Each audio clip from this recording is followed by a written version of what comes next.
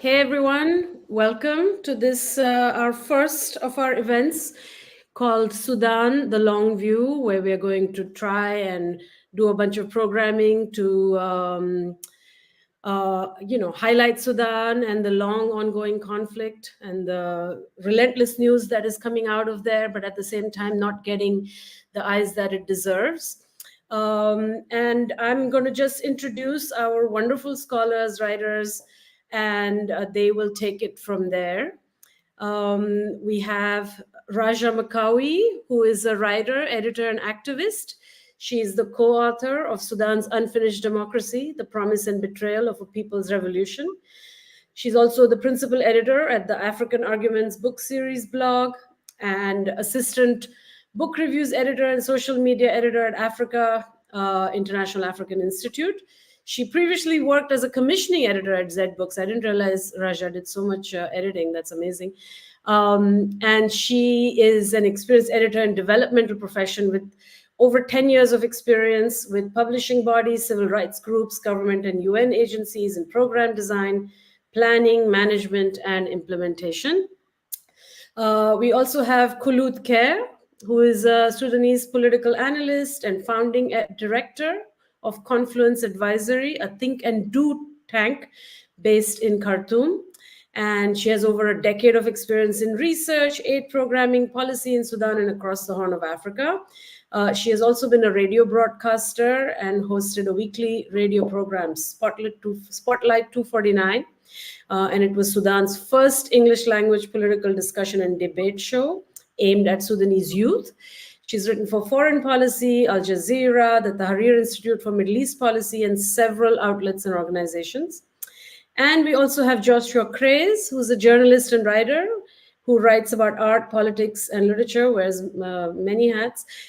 He has lots of experience researching and writing about South Sudan in particular, and this work has been published by Small Arms Survey and the London School of Economics, among others. He has published widely in Al Jazeera, BBC Radio, Washington Monthly, New Humanitarian, and also has essays and fiction in the Baffler, Cabinet, Guardian, and Foreign Policy. He is working on a book that is going to be published by Fitzcarraldo Editions, and it looks at war, violence, and bureaucracy in South Sudan. The three of them wrote a joint article for the New York Review of Books in June called Sudan Starves, which offered a nuanced and historically rich understanding of the ongoing war in Sudan. And we at the Radical Books Collective invited them to share their expertise with all of us. So I will hand it over to them. I believe Joshua is going first, and I will disappear and leave you all to it. Thank you so much for joining us. Thank you, Bhakti. It's really a pleasure to be here, and I'm really delighted to be able to talk to Kholood and Raja again about our piece. I thought I'd just kick things off by saying a bit about why we decided to write the piece and some of the areas that we hoped it would intervene into. As Bhakti, you rightly said at the start, there's been very little attention to the war and the devastation that's been meted on Sudan in general. And I think a lot of the attention that has been given has been very much in a humanitarian vein, which is to say, there is an emergency. What can we over here do about it? As if those people over here were somehow disconnected from what was actually happening and unfolding in Sudan. And we'll talk more about the degrees to which this is both a regional war and one with massive levels of different international interventions in it. So one of the things we wanted to do was just simply convey or try to convey some of the scale of devastation that is happening right now, but also to set that in historical perspective and suggest this isn't a war of two generals that just began in 2023 in April and that can be solved simply by two people coming to the negotiating table in Jeddah or Geneva, and we'll also talk about those peace talks or non-peace talks later on. But within that historical perspective, I think one of the important points for me was to say that some of the international interventions that have existed in Sudan before have been constitutive of this situation, of this drama and dilemma and tragedy, and that the danger of many of the international interventions being suggested is that they repeat a lot of these problems. And so to suggest that it's not a question of, as so often is the case in these short stories, white saviors are going to come in and save everything. Like, far from it. Like, they've actually been a constitutive part of the problem, and even now are undermining, and we're going to come to talk about those things too, some of the forces on the ground in Sudan that are doing the most actually to offer some semblance of political alternative to the war wrecking the country. Despite all that, and we should say at the start, some people nonetheless attacked us for being neoliberal white saviors. And I think one of the difficult questions there is, on the one hand, like, I should confess I'm a Marxist, that, like, looking in long historical perspective, the international interventions via the framework agreement, via even like how the role played in the transition by the Americans, we can get into it, has been deleterious to Sudan. At this moment, is there not also the possibility of asking them to do just a little bit better? And is that a failed endeavor? And I'm honestly sort of not certain about the answer to that question, but I keep hoping that there can be good humanitarian and diplomatic endeavors in Sudan, despite the rough track record of the last year. So I really want to sort of pass that really difficult question over to Raja and Kholood and not answer it myself, but see what you guys think of it. Go for it, Raja. Well, I mean, thank you, Joshua, for this rich introduction. And I do have to say that when we were writing that piece, but I find also myself, whenever I'm writing a piece on Sudan, you're kind of it's almost as if you're naturally kind of entrapped in that kind of limited framework of talking about Sudan's crisis from kind of a position that's removed from the people, from kind of, the social politics of everyday life. If you're talking, the language itself of intervention is kind of, very state-centric, is very kind of power-focused. There is no space in it to kind of reflect on the realities of how people who deal, I mean, what does famine mean for the average person on an everyday basis? How do people navigate kind of, the entrapment of, having to, first of all, kind of, deal with the absence of food, but also kind of, what mechanisms are there in place for them to address these problems? And it's not like they're not addressing it. All we hear about Sudan is that there's a famine.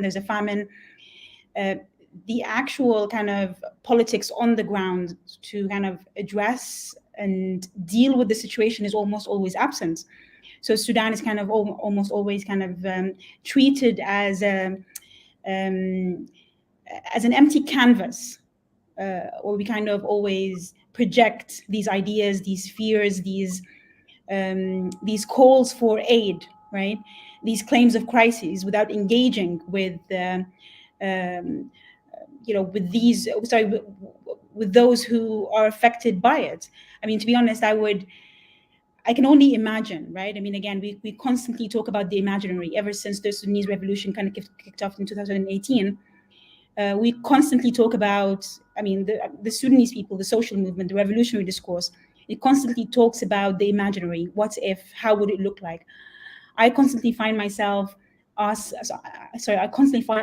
myself, what would a narrative, what would a discourse that really kind of engages, the wishes, the opinions, the politics of the people, what would it look like? How would it read? And I am yet to, come across that. So I acknowledge also my shortcoming in somehow reproducing this problematic narrative. Well, I think the point of, when we were writing it was not to solve all of the problems, right? The point was we were writing this in the context of people weren't even saying the word famine. And even though we knew from, reports on the ground that people were living in famine conditions, and we knew that, the very specific reasons, political reasons why the word famine was not used. So I think, the point of the piece was to say, look, there is starvation going on. This is not the first time. Some of the trends that we have seen before, that starvation is used both as a weapon of war, but also as an end goal to conflict. is very much part and parcel of the way that politics has been meted out, and also the way that conflict has been waged in Sudan. And just to try and situate what's going on today, both in a historical narrative, but at the same time call for the urgency of the day, which is the fact that starvation and famine was happening and the international community was absolutely not responding to it. Now, we can have obviously lengthy discussions about what the role of the international community is. Should they be as involved as they are? What are the limitations of this kind of process? But in the end, we live in a world that is, hugely globalized. We live in a world where these structures, at least for the time being, do have some import and therefore do have some impact. And I think the point is to say that they're not perfect by any means, but they are able to do something. So they should do that thing better. I think those two things can exist. But I think what we found throughout the past sort of 17 months of this war, and this really mirrors, I think, global trends, is there's this severe polarity. There's this severe binaries always coming to the fore. People don't want to hear nuance. People don't want to hear that you can critique a system and expect it to do a little better at the same time. People, I think, oftentimes, speaking of imaginaries, want to live in these imaginaries that they cultivate for themselves. But at the same time, the war, I think, sometimes has quite, interesting and slightly different effects. Either it forces people into a very specific and rigid imaginary, or it allows people to into a space where they think maybe we can do things a lot more differently. And I think we have chosen to exist in the latter, and that allows us to actually come to interrogate those questions. And I think we have a duty to interrogate those issues, even when we are forced into a situation where, unfortunately, there only exist binaries. So just to sort of frame that was the political and temporal context that we were writing in. At the time, famine had not been declared in Sudan, even though we knew it was. And when it was finally declared just last month, it was only declared in one area of one part of Sudan. That is the Zamzam camp, an IDP camp for about 20 years or so since the last Darfur genocide in North Darfur state. And we know, both through our research for the piece, but also conversations with aid actors and others, there are at least over a dozen other places that are also undergoing similar conditions. And part of the critique of the way that famine is characterized is that it has to meet all of these very numerical criteria, and oftentimes very sort of abstracted criteria about what famine entails. And it takes a long time for those criteria to catch up to the realities on the ground. And of course, by which time people are already very much dying of famine. So that sort of complexity, I think we wanted to bring out into the piece as well. And I would say that, I would hope that people got that out of the piece.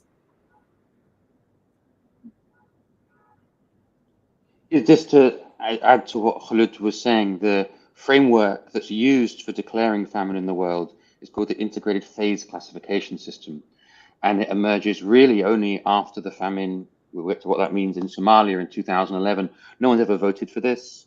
The Famine Review Committee, which decides on whether there's famine in the world today, is 5 men, all at US or UK institutions. None of whom have been chosen or elected. They have no term times. And they've come up with a model of famine that, as Kholood says, is incredibly numerical and technocratic. It's really intensive rather than extensive, which means it measures the amount of malnutrition in a short period and in a small area rather than the number of deaths over time.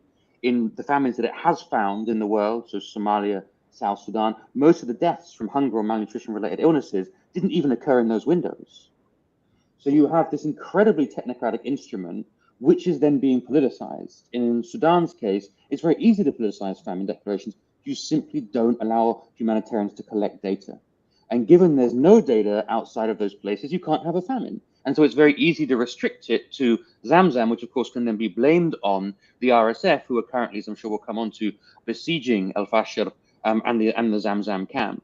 So these declarations, far from being technocratic, that's the imaginary, are always being politicized. And as Kholood says, part of the piece was to try to show that starvation has long been part of a weapon of war and part of a way of affecting population displacements in a way that, of course, humanitarianism was also in some ways fed into. In the very fact, if you look at the IPC map of Sudan, then all the IDP camps from the Darfur War in 2003 onwards are picked out in the maroon of IPC 5. which is catastrophe. And I think the other thing that I've encountered, both like what we've all encountered writing this article, but also in briefing, is the dominance not just of a technocratic imaginary, but a state-based imaginary. And it's really marked, I think, Kholood, you're so right to say, like, this actually is a moment, even amid like great catastrophe, where a lot of the assumptions that one might have about like what is a viable Sudanese politics need to be thrown into relief, right? Because the working assumption of so much international diplomatic efforts was we need to include the SAF and the RSF in everything at all times, right? And that has like, surely the war opens that up. But actually what we've seen in terms of the way the humanitarians have approached things, that's changed somewhat recently, but not that much, has been to say that the Sudanese army in Port Sudan is the legitimate state, is the sovereign state of Sudan, and it is what we must recognize, and therefore all our aid operations will track what they want us to do. And that's created this situation in Port Sudan of great administrative power and rents and money going to the army. And it's fundamentally an army that doesn't control that much of the country, right? But it keeps this model in mind. And when I talk to diplomats and humanitarians, there's still this vision that basically we're going to go back to the transition that followed Bashir's removal. We're going to have an SSR, security sector reform process that brings in the RSF. We're going to have a transition to a civilian government overseen by military actors. And it's incredible to me, actually, and it speaks to Raja's sort of point about the power of imaginaries, just how much, like, despite everything that's happened, that's still what people are saying. Despite the fact that we've had a coup and then a war, people are still going, okay, but when South comes to the table, then we'll finally get an election. Raja. It's very true. Thank you both for this, and you've left me with a lot of kind of food for thought. And I was thinking about what Kholood said when it comes to binaries, that everything in this war there is no, I mean, at least the way that it's kind of being kind of spoken about, it's as if there's no gray area. And there are two kind of, sides, and you have to pick or choose your side. And depending on that, then you're kind of categorized. And I've noted when speaking about war, famine, prospects for peace, this binary is kind of, it is very much either kind of, state imaginary,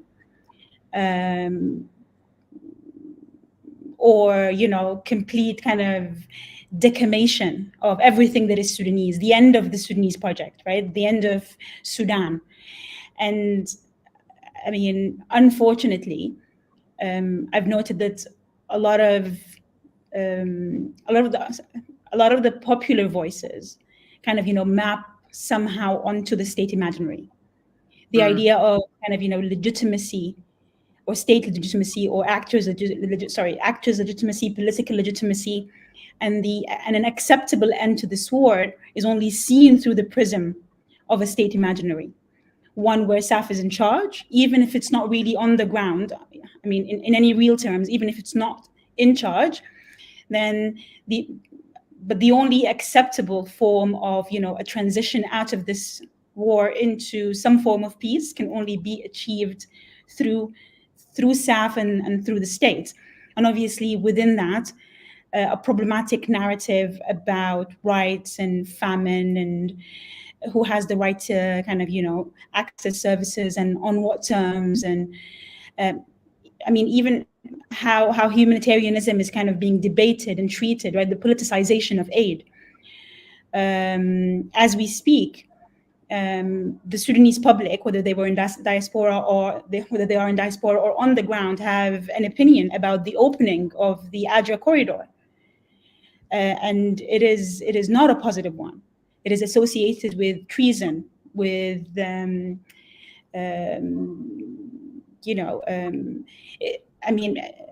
most people's opinions are, yes, people need to eat, yes, aid is needed, but the Adra corridor is a costly price. It is a route that is marred in violence, in kind of, it's a trafficking of weapon routes. It's a route that the RSF kind of control. And so it becomes some sort of kind of, but what if? I mean, yes, we want to feed people, but is the cost of opening Adwa being the kind of the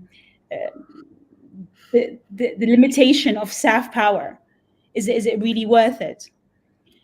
Sorry, I'm not be able to Ironic, kind of because, communicate well, but, sorry, go on. no, please continue. Now, I was just going to say that it is important when we're debating all these kind of different narratives and discourses that relate to the possibility of peace, but also the place of humanitarian intervention in it, to consider the kind of what the popular imaginary is saying and in what direction it's leaning and how it's shaping the binary itself.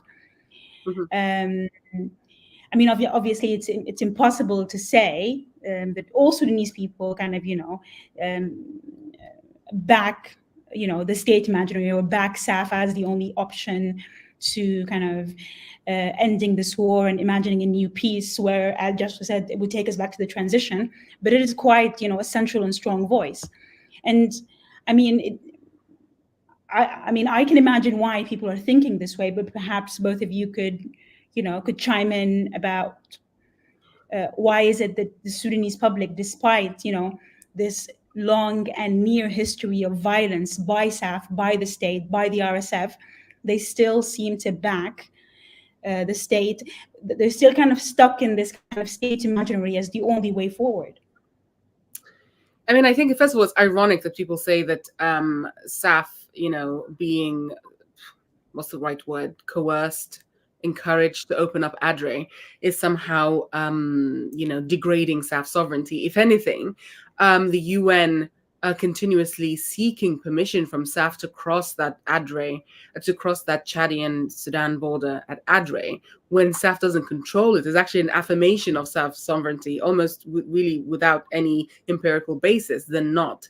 And I think we often see these contradictions come up, and we often see these kind of illogical ways that are illogical sort of narratives that come to the fore. And part of that is rooted in this sort of ahistoricity. A lot of people seem to assume that, the sort of Sudan's history started on the 15th of April, 2023, when the war started, and that almost everything that happened before that, including by the SAF, is suddenly all forgiven because, the RSF is just so much more sort of violent and has been so much more violent to now the people of the center, right? The people of the center have historically been inoculated against this level of state violence. And I think there is that shock and that trauma that has led to some very illogical takes. But I think this ahistoricity we're also seeing amongst, diplomats in the international community as well, which is that, there's no sort of sense of understanding of how this plays out in the longue durée, but also how this is actually, none of this is new at all. I mean, we saw that the SAF, for example, used this starvation policy of people in what is now South Darfur, people in the Nuba Mountains, in parts of Darfur and Blue Nile. And in those areas, it's very much used to create a governance crisis for the other side. So this is, it's actually a winning form. It's a very cheap, very easy way to kill people and therefore create that governance crisis for the other side. So in many ways, we could have really expected that SAF would be using this. But I think it's interesting that what you draw about how people have stuck to sort of the narrative of the Sudanese armed forces, and also sort of pushed for treating them as a government. And one thing that it reminds me of is sort of intellectual history in Sudan that speaks about, for example, Mansour Khalid speaking about, how Sudanese people often have the government they deserve, which is something I always used to push back against. I always used to think that's impossible. When I lived in Sudan during the Bashir years, I was thinking no one wants this. Nobody wants Bashir in power. But now that I see how ordinary people, most of them ordinary people, not necessarily Islamists or ideologues, but how those people really create a very permissible landscape for SAF to do actually to do its worst effectively, and provide every justification, every sort of intellectual where they can basis to justify SAF's actions. That's exactly what he was talking about. And of course, Mansour Khalid was very much very oppositional to the Sudanese state for so long. I think he had a unique perspective as sort of a northerner, but very much not part and parcel of the ecology that the state created, he had that very specific perspective. And I think it's probably more obvious to many more of us now, the way we see these narratives being created and then justified and protected. Whereas I think, 5-6 years ago, before the revolution, it would have been, almost impossible to believe that so many people, particularly in the intellectual space, particularly in the sort of civic space, to really ever justify the doings of any kind of government or any kind of armed group. On the RSF side, I think it's much easier to unpick some of the logics on the RSF side because they're not state focused. They're not backed up by years and years and years of global structures.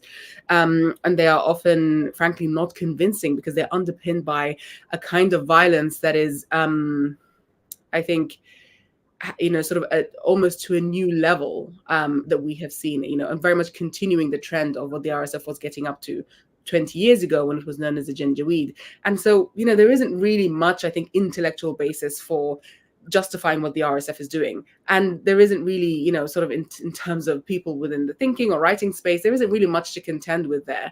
But it's much more fascinating to see what's happening in the pro-SAF space and how that is basically cannibalizing the discourse, effectively, trying to ensure that no pushback, no criticism of SAF ever sees the light of day, and just how doggedly the proponents of those narratives will go after people who, even critique or criticize anything that sort of SAF or its allies are doing. It's very fascinating to watch, if deeply, unfortunate.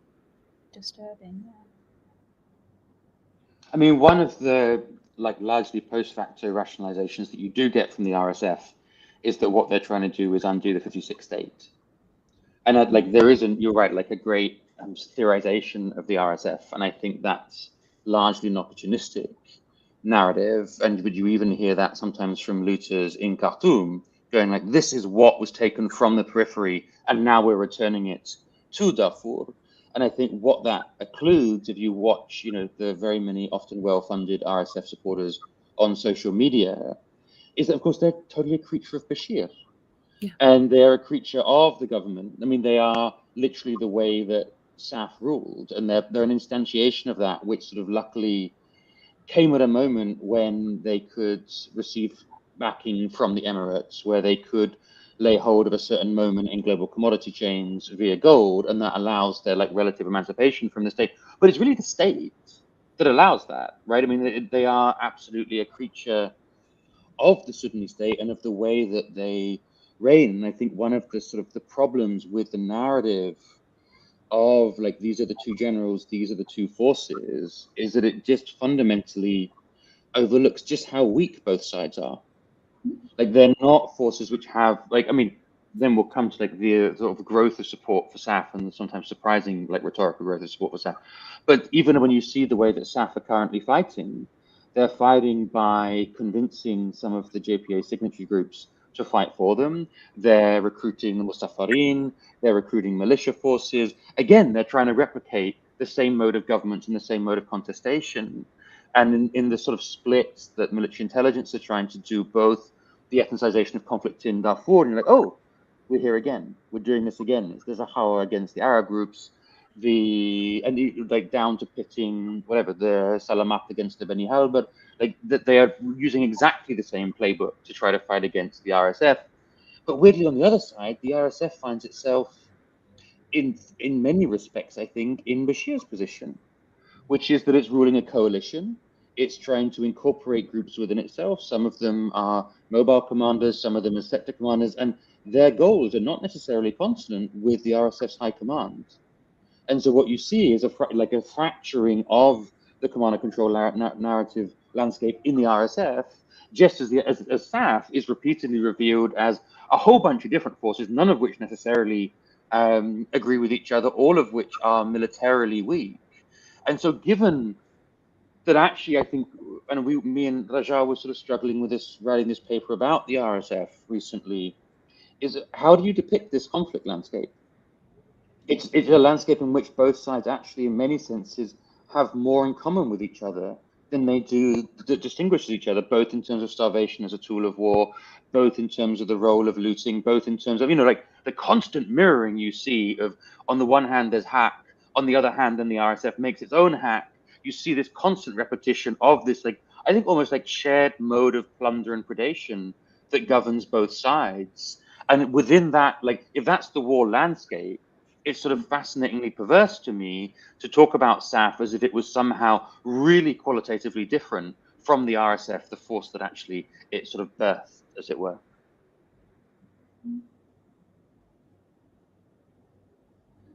So Raja, when you go ahead. Yeah, I was just going to just add a small tidbit and say, add on to that, onto this kind of, extremely difficult to understand kind of conflict landscape, the emergence of kind of, armed communities and armed initiatives that are fighting. They might be aligned with SAF for short-term objectives, but at the same time, they've got, historically they've got major kind of,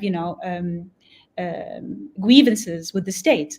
So it would be interesting also to see, what they evolve into, kind of, beyond the point of this conflict.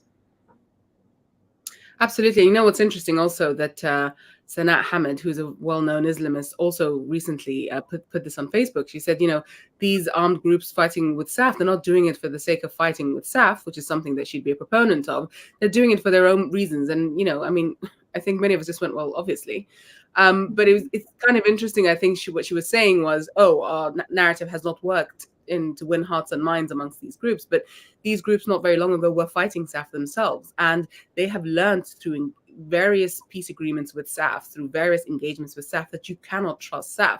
You might have, for example, very immediate common goals, or you might have, sort of opportunistic, opportunities that you may be able to get if you ally with SAF, but that's pretty much the end of it. And I think that is really the overarching question, is that when all this is said and done, and we don't know how this will end, will it be through SAF and the RSF coming together again? Will it be through greater fragmentation and then some kind of sort of chimeric, security sector that's made up of different parts of these multiplicitous armed groups? We don't know what that will look like. But the question is, what will be the thing that then binds these people together? Will it just be brute opportunities to gain wealth and power?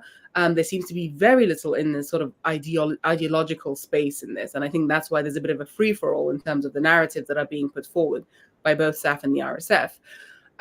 Or can there emerge a different narrative that actually is able to sort of counteract some of these very militaristic issues? Because as Joshua said earlier, the RSF has stated, one of its stated claims in this war is it wants to unmake the state of 1956, which is seen as the Sudan that was created by and has benefited the Sudanese armed forces.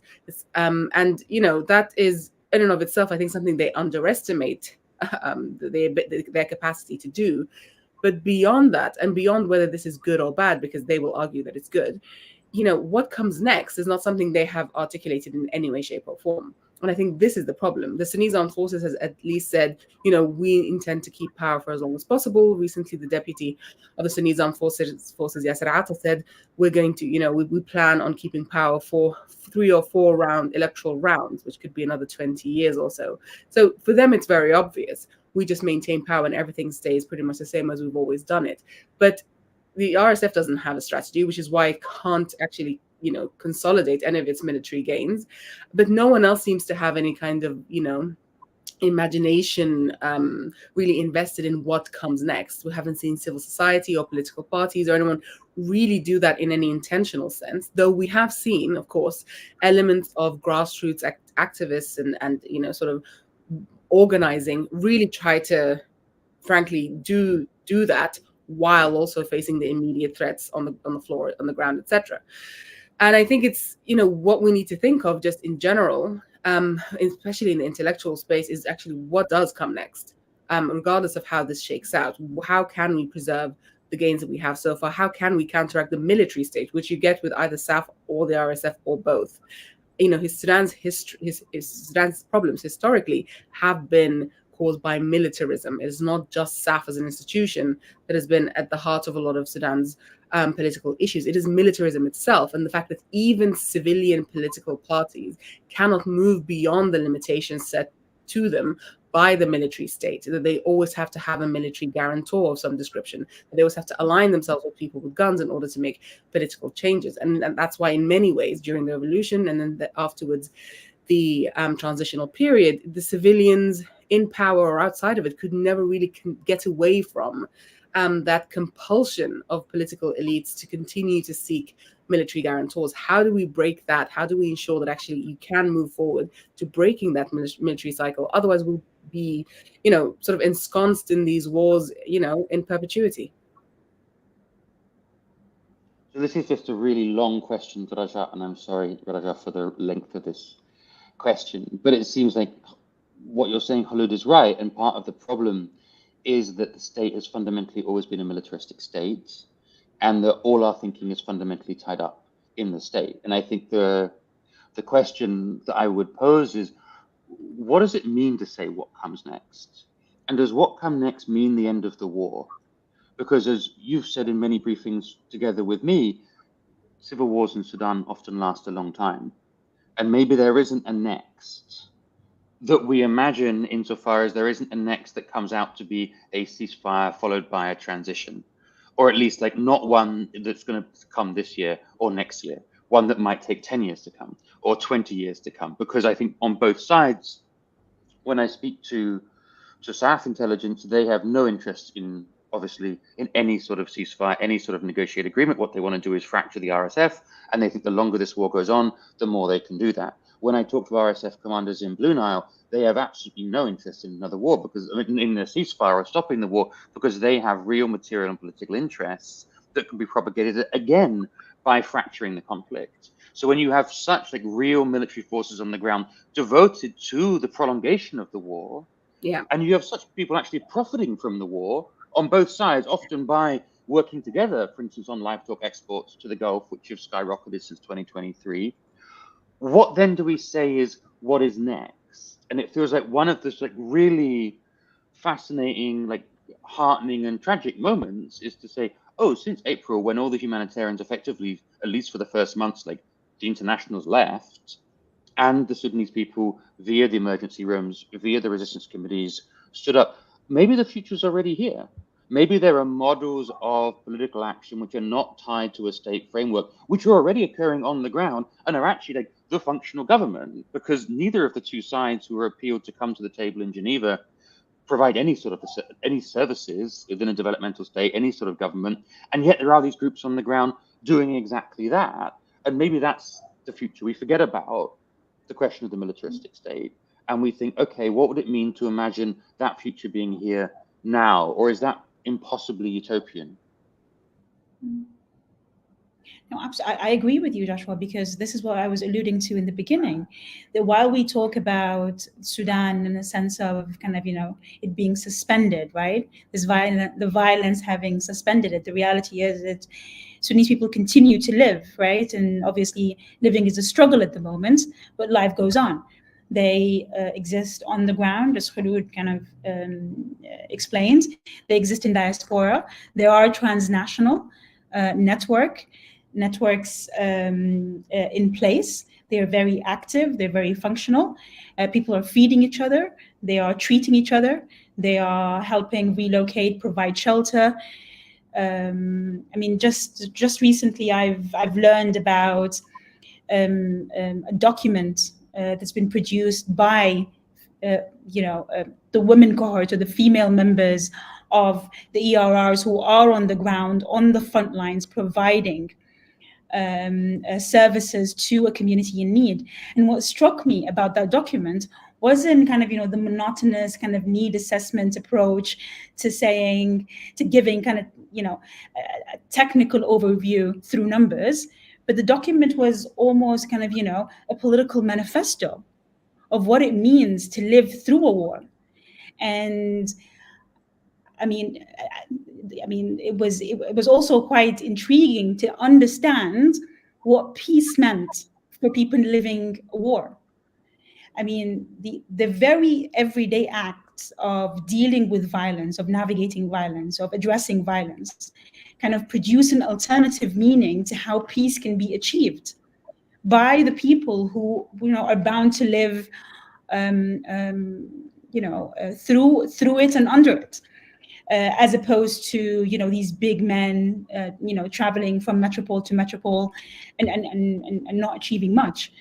And basically what I'm saying is that reading that document, I found myself in the same position I was multiple times since the revolution kicked off in 2018, which is kind of these various milestones where the grassroots political project, in all its forms and shapes and iterations, have been once again sidelined, kind of overlooked at a huge cost for the people, for the Sudanese people, even though it has proved to be perhaps the only viable way forward, not because it's the best, not because it's the most innovative or creative or effective, but it's because it's a product of the people who are living through these things. Mm-hmm.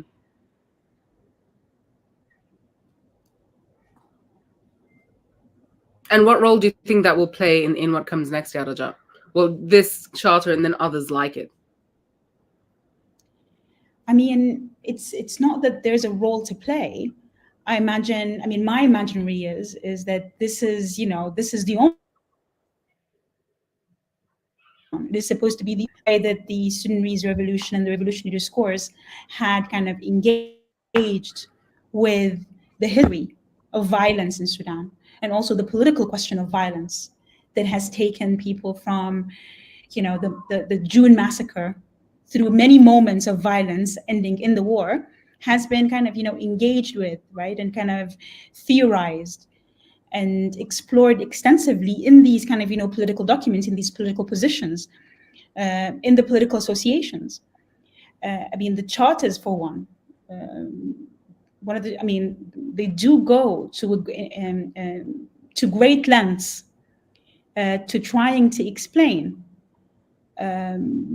what would happen to Sudan if the status quo continued, and they did they did kind of expect this kind of complete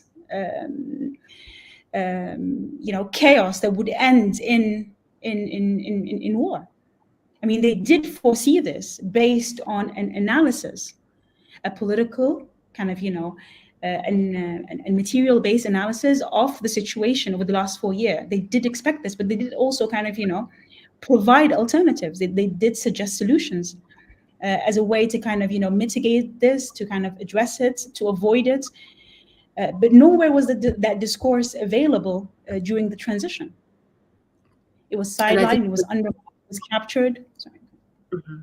And I think the difficulty now is that, this war didn't sort of started off on a very domestic footing, but increasingly, the longer the war continues, the more we see these proxy factors coming in. The role of the UAE has obviously been very, very well documented, whether it's by media or by the UN panel of experts. And then you also have other countries increasingly getting involved and actually getting pulled into this, because of their own issues with the UAE, for example, Iran.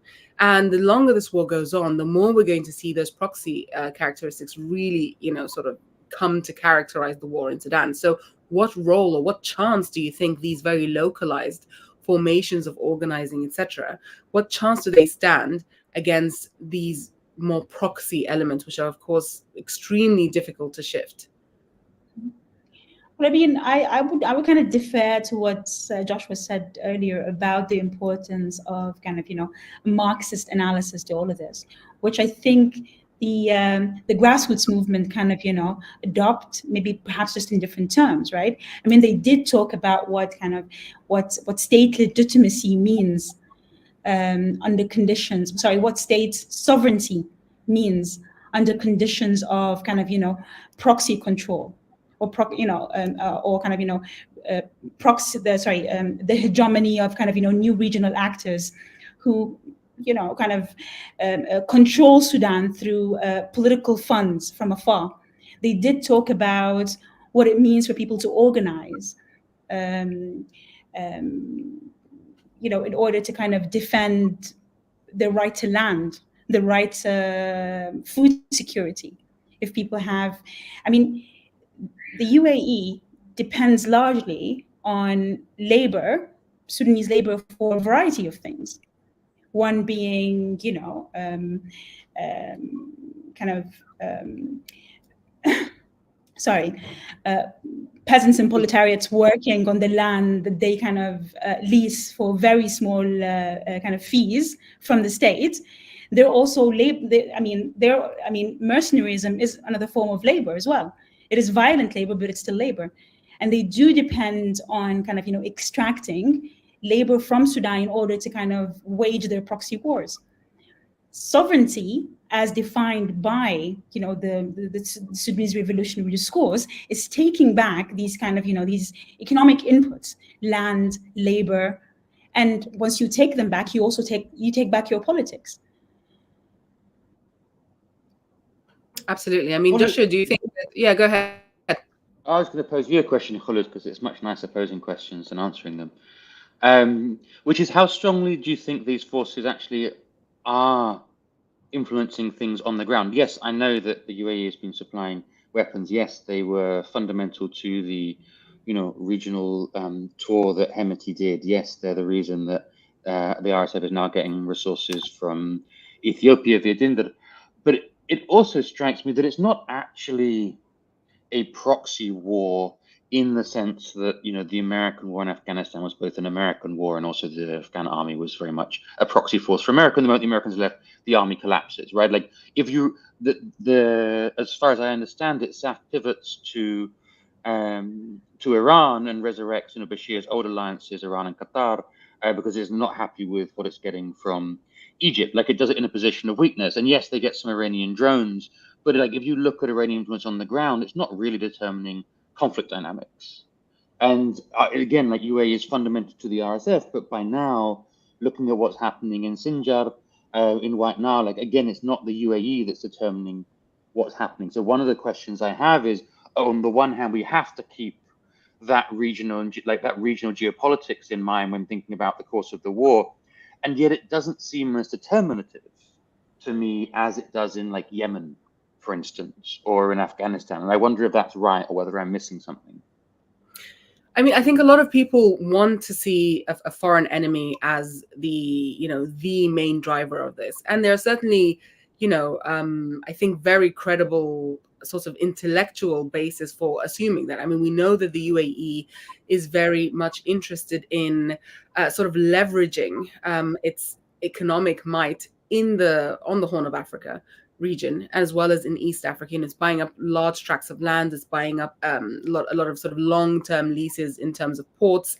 It's trying to make an incursion into the Sahel, and Sudan is a great foothold in that sense. And we also know that the UAE is impervious to, sort of humanitarian issues. For example, Yemen is a great, sort of sign of how little the UAE cared about the humanitarian situation unfolding in Yemen due to its engagement there. And so it's not very difficult to cast the UAE as this unfeeling imperial power, right? But as you say, there are very real on the ground issues, that we have to remember that before the war started, the UAE was backing both SAF and the RSF. And I remember asking some senior sort of former Bashir officials, after the war, if, the UAE was backing you guys to the same way it was backing the UAE, what would your reaction be if they effectively just switched sides? And they said, well, that would be great then. They don't have a problem with the UAE. They just have a problem that the UAE is not backing them. And so they will, sort of front this massive campaign against the UAE, which I think in many ways is deserved. But I think in many ways it's also meant to obfuscate the extent to which a lot of the internal issues within Sudan, the domestic issues, are actually key drivers of this. And, the UAE cannot be blamed, for example, for the fact that there's so many weapons in Sudan right now, partially because of SAF's mobilization calls. And the UAE cannot be blamed, for example, for a lot of the ethnicization of this conflict. And so while there's much blame to be given, at the feet of the UAE, I think this is meant to distract us from how much, domestic actors also have blood on their hands. And we have to remember, this isn't new, this idea that Sudanese military actors who want political power at the national level rely on foreign or proxy actors to support them. This isn't new. If you are a military actor and your people are inherently against you because of the way you oppress them, you need friends outside of the country. And so if we think about the way that Sudan has sold off land, for example, to the Egyptians for so long, has given them preferential, markets in terms of, poultry and cattle and agricultural goods, and how the Sudanese state in many ways has always relied on the patronage of the Egyptian state, of the Saudi state. This is absolutely fits into that. As you said, the RSF don't have much of an imagination. They're effectively copying the Bashir playbook, and they have found a really sort of congruous opportunity here with the UAE, who wants to have all these forays into the African continent and sees the RSF as well as the LNA government in Libya, these sort of non-state actors, these actors that exist in this liminal state, as the perfect local sort of providers, the local guarantors of this interest. But partially because they exist in this liminal state, they're not bound by all the issues, all the limitations of being a state actor. But at the same time, they have access to state infrastructure, state coffers, and the ability to at least pretend to some people that they can perform this role of being a state actor. Now, here's the thing, if the RSF were to suddenly sort of decide that they wanted to stop the fighting, which I don't think they have any wish to do so, would it be their choice, or would the UAE be imposing that on them? That's a difficult question to answer. But I think this is what's missing in the analysis of mediators. Where are the motivating factors? Where are the drivers of these groups, not just SAF and the RSF, but some of the other groups domestically? And then also, how does that play into the interests of outside actors, including the UAE, the Egyptians, the Saudis, the Russians, the Iranians, the Israelis, etc. And that connection is just never made. And I think that's why we saw so upset at the sort of creation of this Alps group during the Geneva talks, is because it has, a lot of people said it had the UAE in it. How could that be something that moves us towards peace? But equally, people were saying it has Egypt and Saudi in it, who we know back the SAF. How can this be a vehicle for peace? And we have to, ask that question of how much of a proxy battle is this? How much can domestic actors really, domestic armed actors really bring about some kind of change? And where are the pressure points really, or where are the opportunities to make sure that this does go towards some kind of peaceful resolution? But, as you mentioned earlier, I keep saying that these kinds of wars in Sudan do not last for only short periods of time. They can last for decades. And so the real concern here is that regardless of who is driving this, whether it's the UAE or the sort of local actors or other international actors, at which point will this shift towards a resolution rather than a continuing, battle? And we're just, as far as I can tell, not seeing the conditions for that right now. But at the same time, the level of humanitarian degradation, the level of, state collapse that we're seeing is so unprecedented compared to those other conflicts that we can't just, wait out some kind of military dominance of one of the groups and then, negotiate with them. That doesn't make sense, because people are literally dying while, all of these conversations are being had, while all this wars of narratives are taking place, and while all these different actors are trying to position themselves to have a future. But the reality is there are a lot of people in Sudan who may not live to see that future, and we have to put them first rather than trying to figure out what the men with the guns will do. Well, what do you think? I think that's a great note to end on.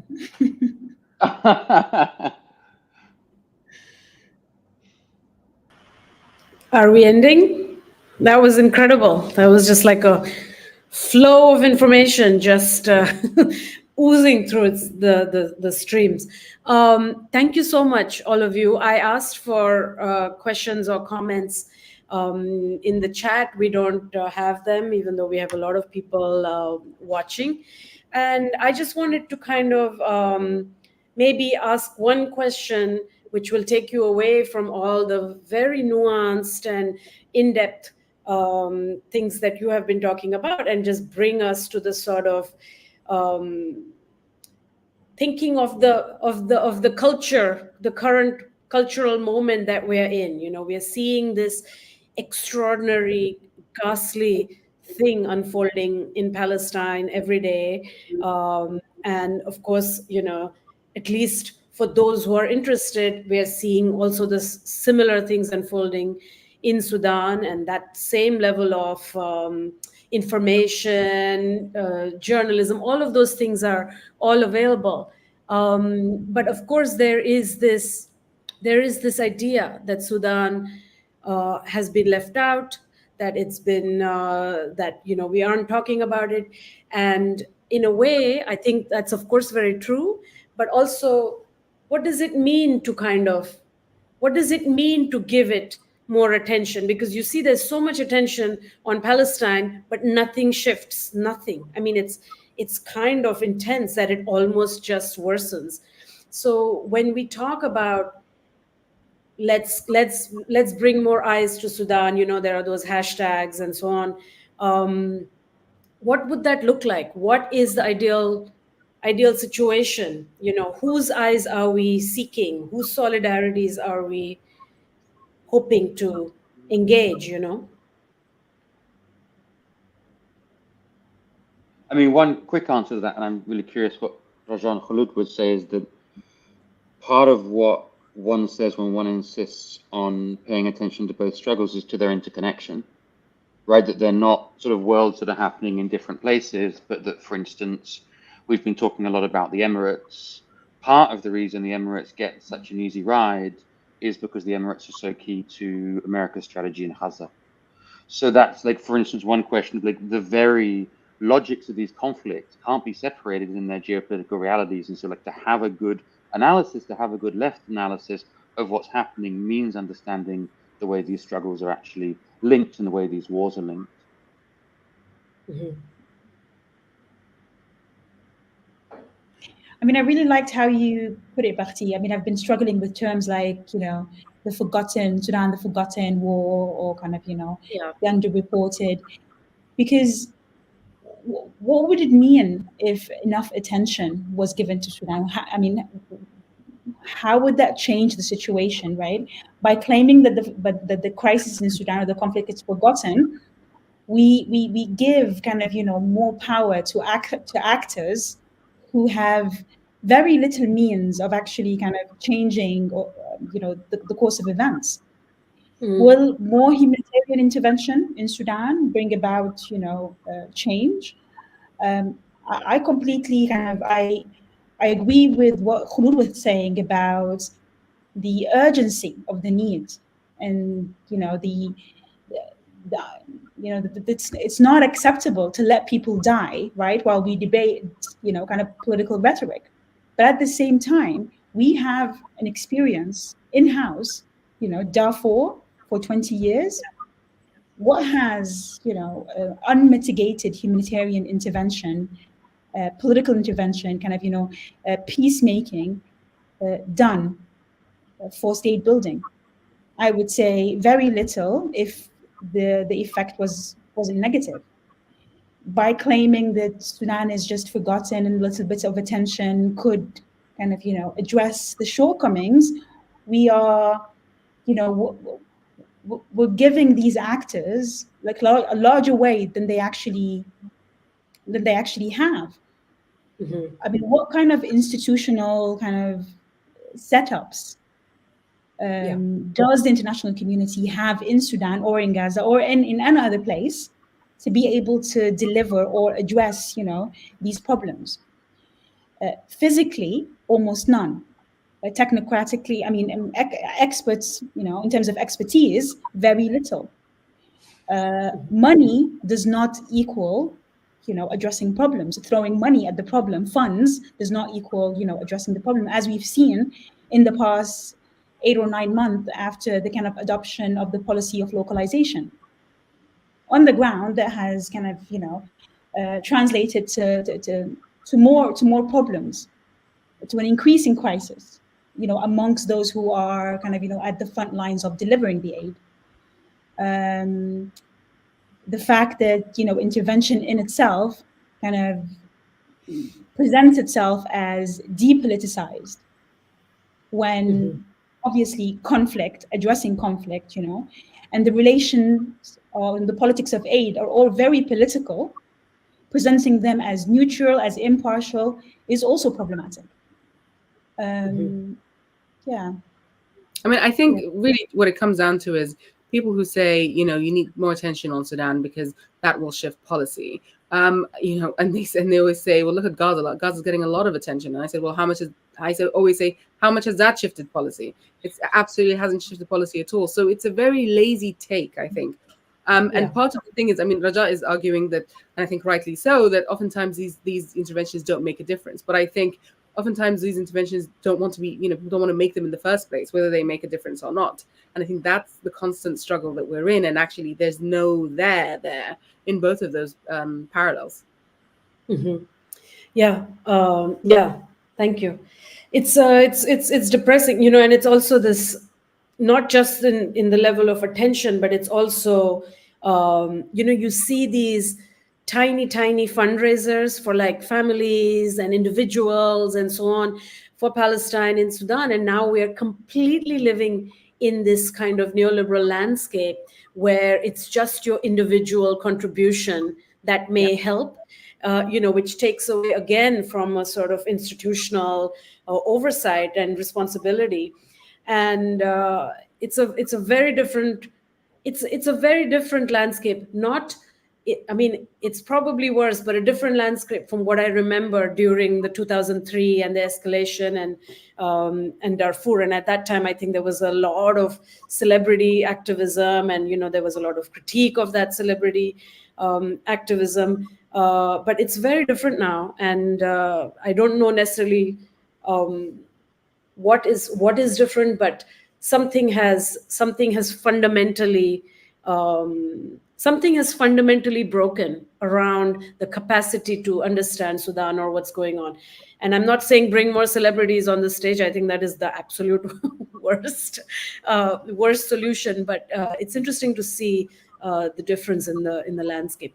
But thank you so much. That was extraordinary and wonderful. And hopefully all three of you have access to rooms and places that will allow you to make the difference. And we're so grateful and thankful for that. Thank you. Thank you so much, Bhakti. Thank you, Kholood and Raja. Thanks, guys. Bye, guys.